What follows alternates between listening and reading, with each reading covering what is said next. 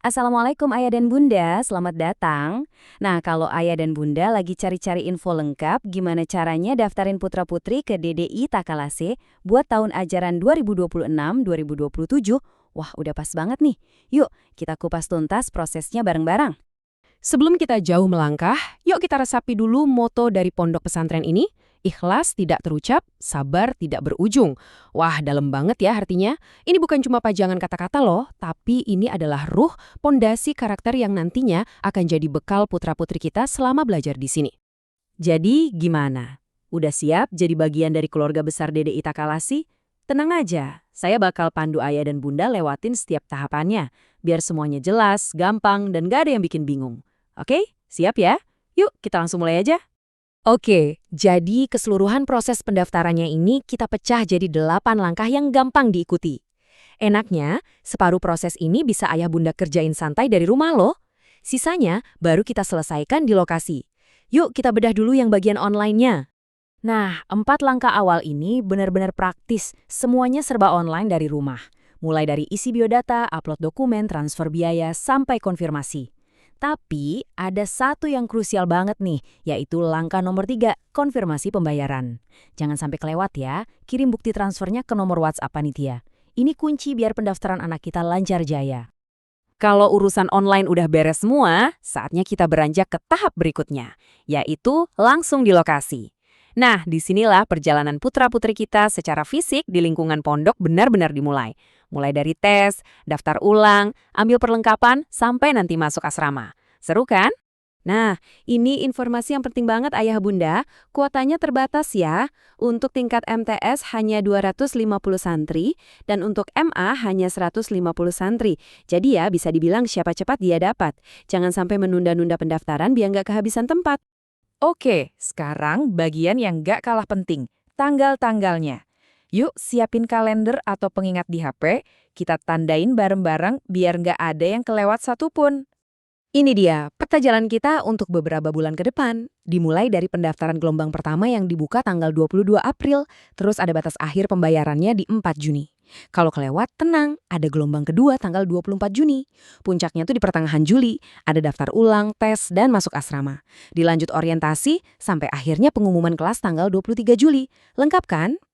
Oke, kita lanjut ke bagian yang pastinya jadi pertimbangan utama ayah dan bunda, yaitu soal biaya. Mari kita lihat rinciannya biar kita semua punya gambaran yang jelas tentang investasi pendidikan ini. Pertanyaannya, jadi berapa sih total biaya yang perlu disiapkan? Tenang, kita akan bedah satu persatu jadi semuanya transparan dan nggak ada yang ditutup-tutupi. Nah, untuk biaya pendaftaran awal, ada kabar gembira nih buat ayah bunda yang putra-putrinya adalah santri lanjutan dari MI atau MTS DDI. Ada potongan khusus, jadi cuma Rp700.000 dari harga normal Rp1.000.000. Tapi ingat ya, diskon ini cuma sampai 31 Mei 2026. Lumayan banget kan? Jangan sampai kelewat. Selanjutnya, ada biaya perlengkapan asrama sebesar Rp2.000.000. Ini adalah biaya sekali bayar yang paling besar. Tapi ini udah termasuk barang-barang esensial seperti lemari, kasur, dan bantal. Jadi anak kita nanti bisa langsung nyaman di asrama. Selain itu, ada beberapa biaya utama lainnya. Bisa kita lihat di sini, ada biaya operasional tahunan atau DOP. Nah, enaknya ini bisa diangsur, jadi lebih fleksibel. Lalu ada biaya catering bulanan untuk anak-anak yang tinggal di asrama, biaya seragam, kitab, buku pelajaran khusus MTS, dan biaya administrasi kecil. Semuanya sudah tertera jelas di sini ya. Oke, urusan biaya udah jelas ya. Sekarang kita beralih ke persiapan berkas-berkas atau dokumen. Apa aja sih yang perlu disiapin? Yuk kita cek daftarnya. Ini dia checklistnya. Ada formulir online yang udah diisi, pas foto 3x4 dengan latar merah. Ingat ya, yang putra pakai songkok, yang putri pakai jilbab putih. Terus ada fotokopi akta kelahiran, kartu keluarga, KTP orang tua, dan kartu-kartu seperti BPJS atau KIP kalau punya. Dicatat ya, biar nggak ada yang kurang. Nah, ini dia tips kecil tapi penting banget biar nggak salah. Waktu menyerahkan berkas fisik nanti, jangan lupa pakai map dengan warna yang sesuai jenjangnya ya. Kuning untuk MA, biru untuk MTS, merah untuk MI, dan hijau untuk RA. Ini bakal bantu panitia banget loh. Wajar banget kalau di tengah-tengah proses ini nanti muncul pertanyaan atau ada yang kurang jelas. Tapi nggak perlu khawatir, panitia sudah menyiapkan kontak yang bisa dihubungi kalau butuh bantuan.